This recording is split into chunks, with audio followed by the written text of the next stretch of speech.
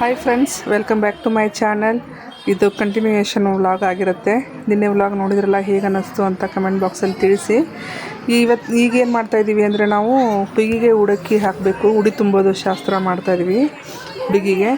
So ಮೊದಲೊಂದು ಕಂಬಳಿನ ಹಾಸಿಬಿಟ್ಟು ಅದ್ರ ಮೇಲೆ ಶಶಿ ಹುಯ್ಯೋದು ಅಂತಾರೆ, ಅದಕ್ಕೆ ಅಕ್ಕಿಯಿಂದ ಶಶಿ ಹುಯ್ಯೋದು. ಅದೆಲ್ಲ ಹುಯ್ದುಬಿಟ್ಟು ಇಬ್ಬರನ್ನ ಕೂರ್ಸೋಕ್ಕೆ ಶಶಿ ಹುಯ್ದುಬಿಟ್ಟು ಹೋಗಿ ಹುಡುಗಿನ ಕರ್ಕೊಂಬರ್ಬೇಕಿತ್ತು. ಸೊ ಹಂಗಾಗಿ ಹುಡುಗಿನ ನಾವು ಕರ್ಕೊಂಡು ಬಂದ್ವಿ.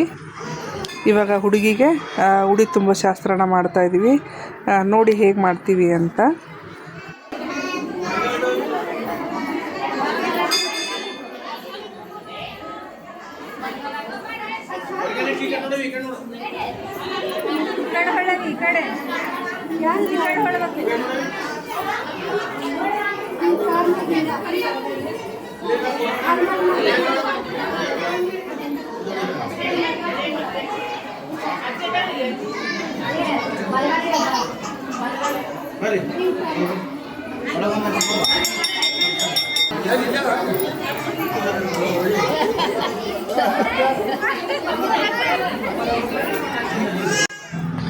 ಹುಡುಗಿನ ಇಲ್ಲಿ ಕೂರಿಸ್ಬಿಟ್ಟು, ಹುಡುಗಿ ಪಕ್ಕದಲ್ಲಿ ಅವ್ರ ರಿಲೇಷನ್ ಹುಡುಗಿನ ಒಂದನ್ನು ಪಕ್ಕದಲ್ಲಿ ಕೂರಿಸ್ಬೇಕು.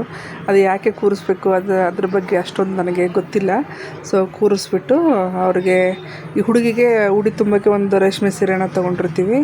ಸೊ ಅದನ್ನು ಹುಡುಗಿಗೆಲ್ಲ ಉಡಿಸ್ಬಿಟ್ಟು ಉಡಿಯನ್ನು ತುಂಬುವಂಥದ್ದು. ಮತ್ತು ಪಕ್ಕದಲ್ಲಿ ಕೂತಿರೋರಿಗೂ ಅಷ್ಟೇ ಸೀರೆಯನ್ನು ಕೊಟ್ಬಿಟ್ಟು, ಅವ್ರಿಗೂ ಬ್ಲೌಸು ಅದೆಲ್ಲ ಕೊಟ್ಬಿಟ್ಟು ಅವ್ರಿಗೂ ಉಡಿ ತುಂಬುವಂಥ ಶಾಸ್ತ್ರನ ಕಂಪ್ಲೀಟ್ ಮಾಡುವಂಥದ್ದು. ಇದನ್ನು ನನಗೆ ಹೇಳಿದ್ರು ಮಾಡೋಕ್ಕೆ. ಸೊ ನಾನು ಮಾಡ್ತಾಯಿದ್ದೀನಿ.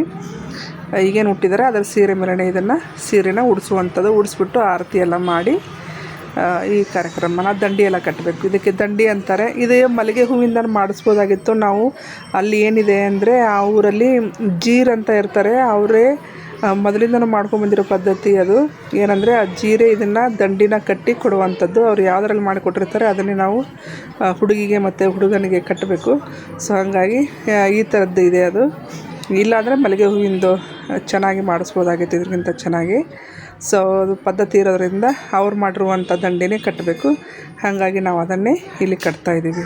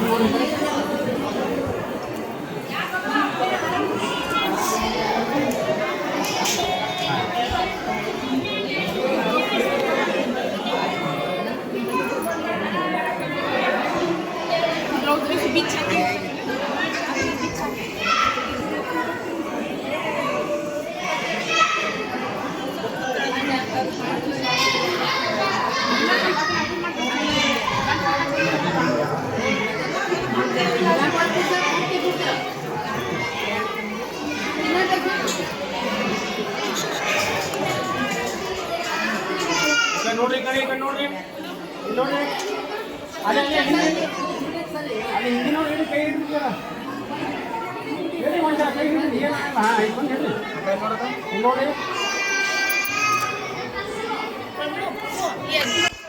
ಸೊ ಒಂದು ಬ್ಲೌಸ್ ಪೀಸಲ್ಲಿ ಅಕ್ಕಿ, ಕೊಬ್ಬರಿ ಬಟ್ಲು ಅದು ಇದೆಲ್ಲ ಕೊಟ್ಟು ನಾವು ಉಡಿ ತುಂಬ ಶಾಸ್ತ್ರನ ಮುಗಿಸಿದ್ವಿ.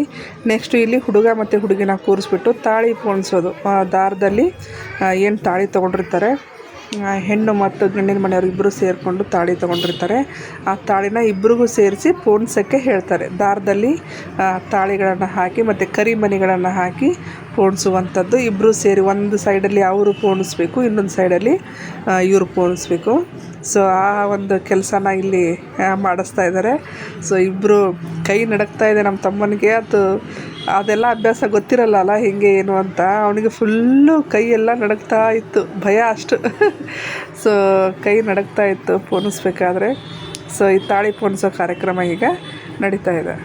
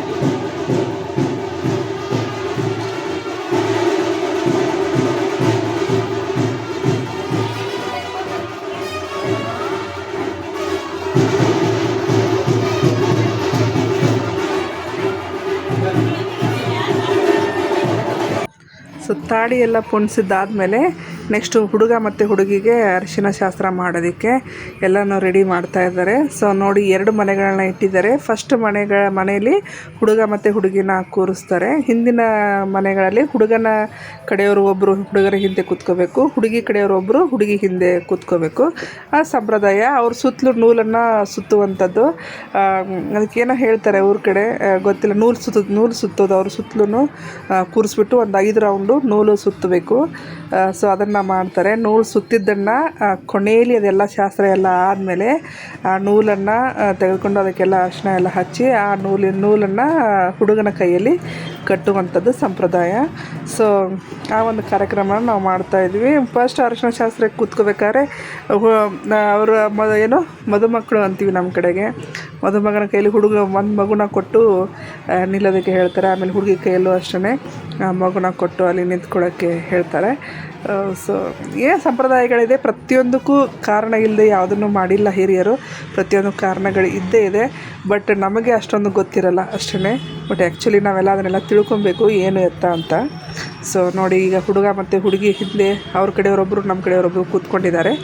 ನೆಕ್ಸ್ಟ್ ಈಗ ನೂಲನ್ನು ಸುತ್ತಿರೋದು ಫಸ್ಟಲ್ಲಿ ಬರ್ತಾ ಇದ್ದಾರಲ್ಲ ನನ್ನ ಮುಂದೆ, ಅವರು ನೂಲಿನ ಉಂಡೆನ ಒಂದು ಚಂಬುವಲ್ಲಿ ಇಟ್ಕೊಂಡು 4 ದಿಕ್ಕಿನಲ್ಲಿ ಒಬ್ಬೊಬ್ರು ಕೂತ್ಕೊಂಡಿರ್ತಾರೆ. ಅಲ್ಲಿ ಕಳಶ ಅಂತ ಇರ್ತವೆ. ಆ ಕಳಶನ ಇಟ್ಕೊಂಡು ಸ್ವಲ್ಪ ಸೆಗಣಿ ತೊಗೊಂಡ್ಬಿಟ್ಟು ಅಲ್ಲೆಲ್ಲ ಇಟ್ಟು ಅದರ ಮೇಲೆ ಒಂದು ಚೆಂಬನ್ನು ಇಟ್ಟು ಕೂತ್ಕೊಂಡಿರ್ತಾರೆ. ಅದ್ರ ಸುತ್ತಲೂ ಇವರು ನೂಲನ್ನು ಸುತ್ಕೊಂಡು ಹೋಗಬೇಕು.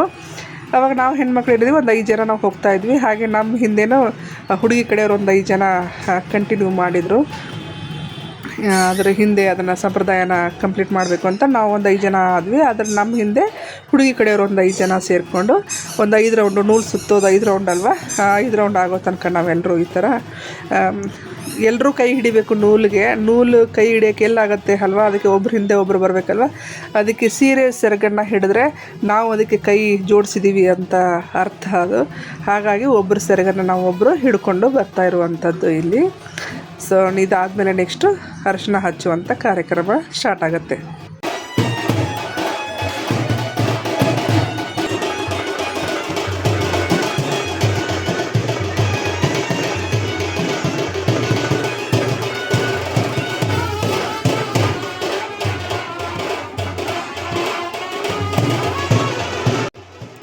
ಈ ಮದುವೆ ಗಡಿಬಿಡಿಯಲ್ಲಿ ಸ್ವಲ್ಪ ನಮ್ಮ ಮೊಬೈಲು ಕೈ ಕೊಡ್ತು. ಏನಂದರೆ ಬ್ಯಾಟ್ರಿ ಫುಲ್ಲು ಲೋ ಆಗಿಬಿಟ್ಟು ಸ್ವಿಚ್ ಆಫ್ ಆಯಿತು. ಇಲ್ಲಿ ಎಲ್ಲೂ ಚಾರ್ಜ್ ಹಾಕೋದಕ್ಕೆ ಕಲ್ಯಾಣ ಮಂಟಪದಲ್ಲಿ ಸ್ವಿಚ್ಚಸ್ಸೇ ಇರಲಿಲ್ಲ.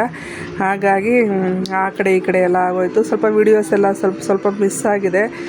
ಏನು ಮಾಡೋಕ್ಕಾಗಲ್ಲ. ನಾವು ಮಕ್ಕಳು ಒಂದು ಕಿರಿಕಿರಿ ಮಾಡೋದ್ರಿಂದ ಮಕ್ಕಳ ಕಡೆ ಸ್ವಲ್ಪ ಗಮನ, ಈ ಕಡೆ ಸ್ವಲ್ಪ ಗಮನ ಆಗಿ ಸ್ವಲ್ಪ ವೀಡಿಯೋಸು ಆ ಕಡೆ ಈ ಕಡೆ ಆಗಿ ಮಿಸ್ ಆಗಿದ್ದಾವೆ. ಸೊ ಇಲ್ಲಿ ಫೋಟೋಸ್ ಎಲ್ಲ ನಾನು ಶೇರ್ ಮಾಡ್ತಾಯಿದ್ವಿ. ನೋಡಿ, ಈ ಥರ ಎಲ್ಲ ಅರಿಶಿನ ಎಲ್ಲ ಹಚ್ಚಿಬಿಟ್ಟು ಫಸ್ಟು ಹುಡುಗನಿಗೆ ಎಲ್ಲ ಅರಿಶಿನ ಹಚ್ಚಿ ನಾವೆಲ್ಲ ಒಬ್ಬರಾದ್ಮೇಲೆ ಒಬ್ಬರೆಲ್ಲ ಅರಿಶಿನ ಹಚ್ಚಿಬಿಟ್ಟು ಇವಾಗ ಅವರು ನೀರನ್ನು ಹುಯ್ತಾ ಇದ್ದಾರೆ. ಹುಡುಗನ ಮೇಲೆ ನೀರು ಹುಯ್ಯೋದು, ಹುಡುಗಿ ಮೇಲೆ ನೀರು ಹುಯ್ದು ಸಂಪ್ರದಾಯನ ಕಂಪ್ಲೀಟ್ ಮಾಡಿಕೊಡುವಂಥದ್ದು. ಈ ಥರ ಮಾಡಿ ನಾವು ಹುಡುಗಿ ಅರಿಶಿನ ಶಾಸ್ತ್ರನ ಕಂಪ್ಲೀಟ್ ಮಾಡಿ ಇವಾಗ ಅವ್ರು ಅಲ್ಲಿಂದ ಮದುಮಕ್ಕಳು ತಾಳಿ ಕಟ್ಟೋದಕ್ಕೆ ಇಲ್ಲಿ ಬಂದಿದ್ದಾರೆ. ಇವಾಗ ತಾಳಿ ಕಟ್ಟುವಂಥ ಶುಭ ಸಮಯ ಶುರು ಆಯಿತು.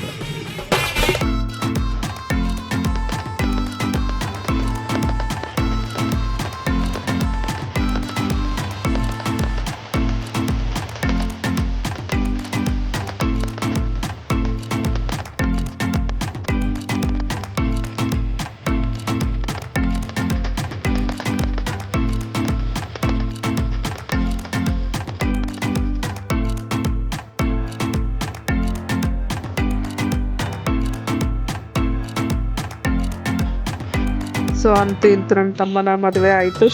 ಶ್ರವಣ ಕುಮಾರನಿಗೆ ಮೀನಾಕ್ಷಿ ಜೊತೆಯಾಗಿ ಜೀವನವನ್ನು ಶುರು ಮಾಡ್ತಾರೆ ಇನ್ನಿಂದ.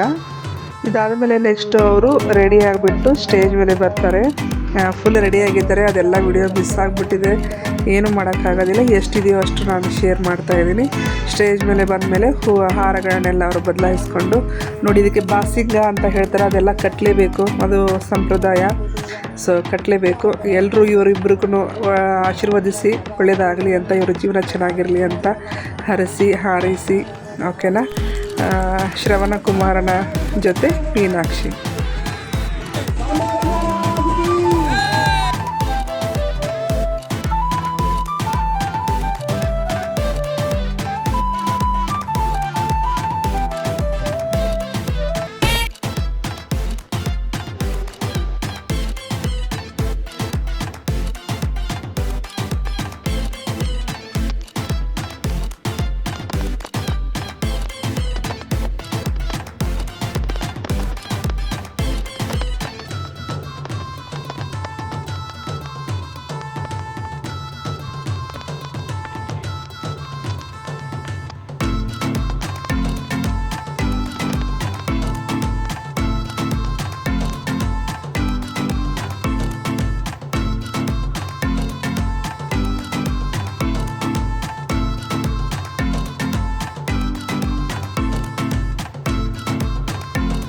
ಇಲ್ಲಿ ನಮ್ಮ ಪ್ರಣೀತಾ ಡ್ಯಾನ್ಸ್ ಮಾಡ್ತಾ ಇದ್ದಾಳೆ.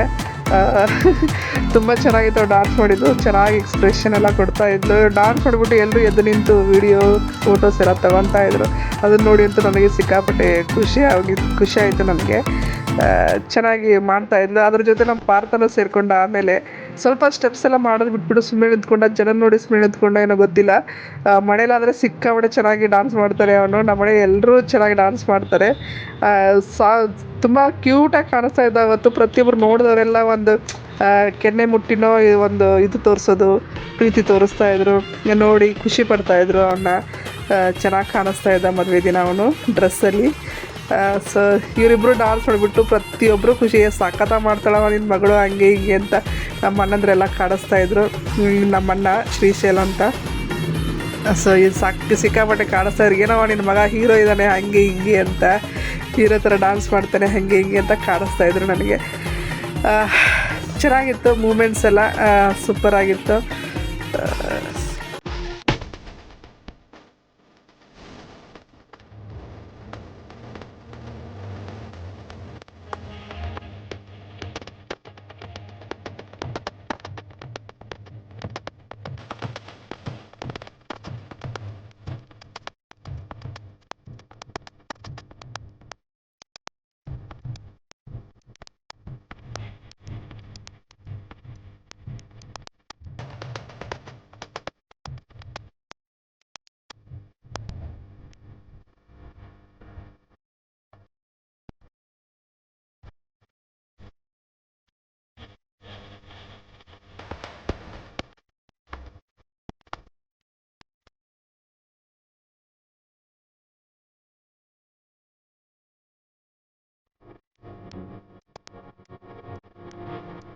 ನೆಕ್ಸ್ಟ್ ಪ್ರಣೀತಾ ಡ್ಯಾನ್ಸ್ ಆದಮೇಲೆ ನಾನು ಸವಿತಾ ಇದ್ದಾರಲ್ಲ, ಸವಿತಾ ಹಸ್ಬೆಂಡು ತುಂಬ ಚೆನ್ನಾಗಿ ಹಾಡು ಹೇಳ್ತಾರೆ. ಸೊ ಅವ್ರಿಗೂ ನಾವು ಹೇಳಿದ್ವಿ ಹಾಡು ಹೇಳೋಕ್ಕೆ, ಸ್ಟಾರ್ಟ್ ಮಾಡಿದ್ದಾರೆ ಇವಾಗ ಹಾಡೋಕ್ಕೆ.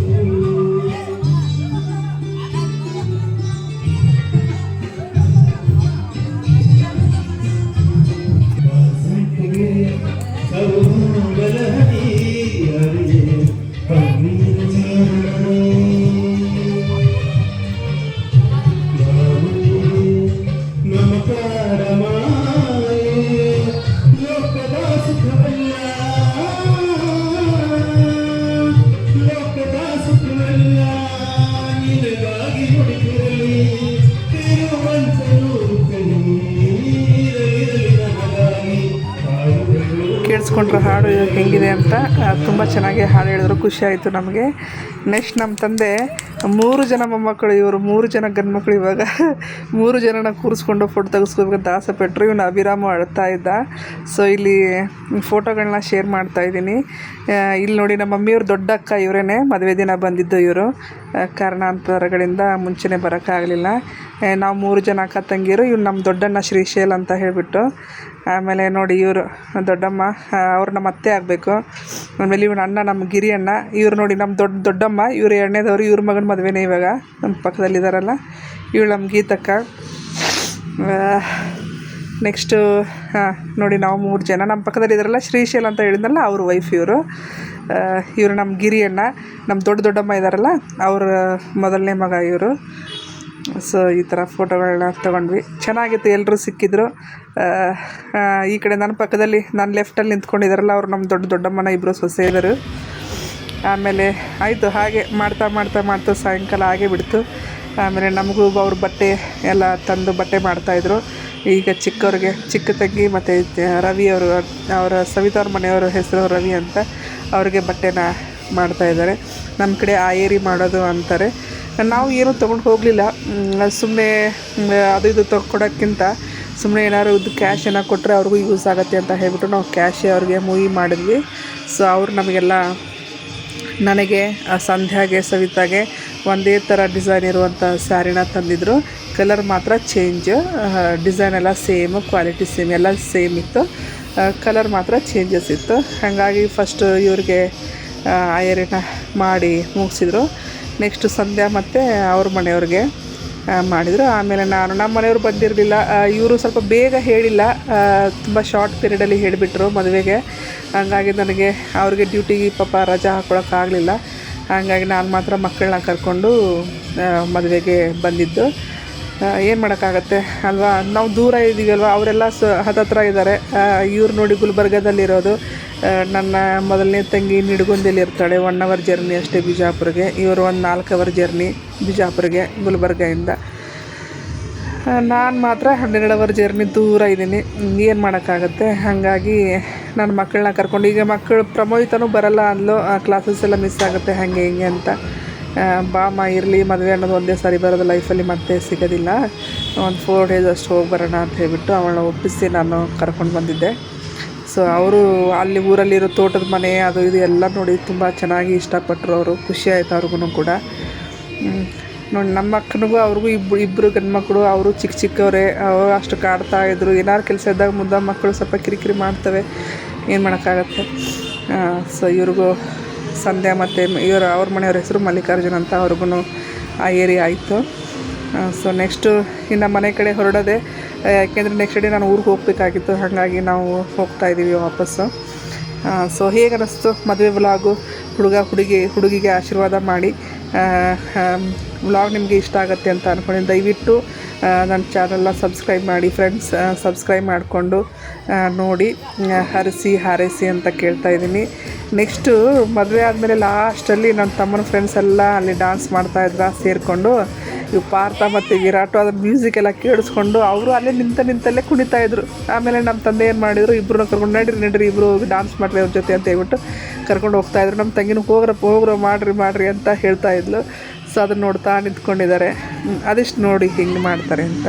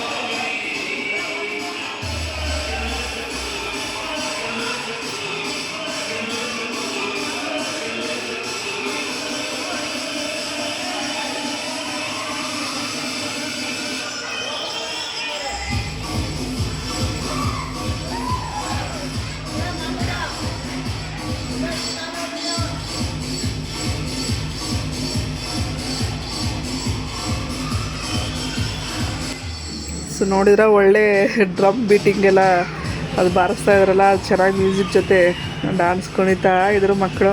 ಚೆನ್ನಾಗಿತ್ತು. ವ್ಲಾಗ್ ಇಷ್ಟ ಆದರೆ ಲೈಕ್ ಮಾಡಿ ಫ್ರೆಂಡ್ಸ್. ಮತ್ತೆ ಸಿಗ್ತೀನಿ ಹೊಸ ವ್ಲಾಗ್ ಜೊತೆಗೆ.